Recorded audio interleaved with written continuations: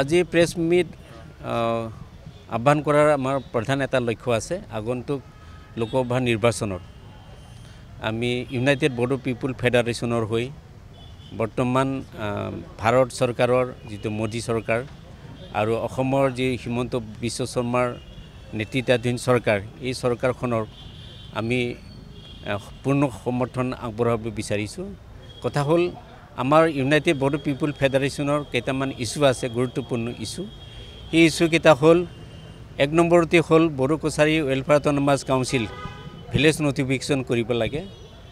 আৰু 2 নম্বৰ হ'ল শোণিতপুৰ বিশ্বনাথ জিলা আমাৰ বড়ো কছাৰী ৱেলফেয়াৰ অট'নমাছ কাউন্সিলৰ অন্তৰ্ভুক্ত হোৱা নাছিল, সেইটো অন্তৰ্ভুক্ত কৰিব লাগে।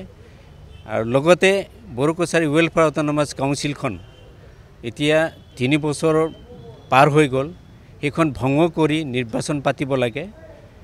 আৰু 2020 27 জানুৱাৰী যি মানে বড়ো থাৰ্ড পিচ একৰ্ড আছিলে, সেই একৰ্ড মতে NDB সকলৰ যি কেছ আছিলে, হাইনাছ আৰু নন হাইনাছ, তেখেতসকলৰ কেছটো উইথড্ৰ কৰিব লাগে। আৰু বৰ্তমান জেলত থকা যিকেইজন কৰ্মীবৃন্দ, তেখেতসকলক জেলৰ পৰা মুক্ত কৰিব লাগে। এনেধৰণৰ আমাৰ বড়ো কছাৰীসকলৰ আৰ্থসামাজিক অৰ্থনৈতিক বিভিন্ন আমাৰ সমস্যা আছে। এই সমস্যা সমাধানৰ খাতিৰত আমি ভাৰতীয় জনতা পাৰ্টিৰ অসম প্ৰদেশৰ ভৱেশ কলিতা ডাঙৰীয়াৰ লগত আমি আলোচনা কৰিছোঁ, CM মুখ্যমন্ত্ৰী ডাঙৰীয়াৰ সহযোগত।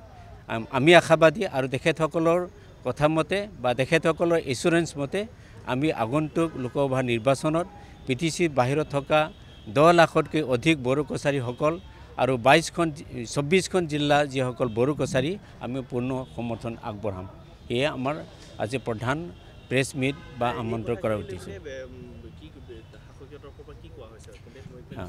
শাসকীয় দল সভাপতি ডাঙৰীয়া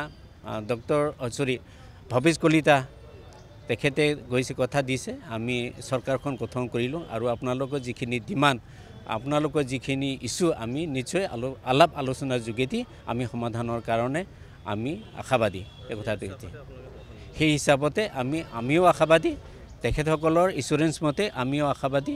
আমি সেইকাৰণে আমি সমূহ বড়ো জনজাতি BTC বাহিৰত থকা বড়ো কছাৰীসকলে আমি সকলোৱে আগন্তুক লোকসভা নিৰ্বাচনত BJP প্ৰাৰ্থী য'ত মানে প্ৰক্ষেপ কৰিছে, আমি তেখেতসকলকে পূৰ্ণ সমৰ্থন আগবঢ়াম।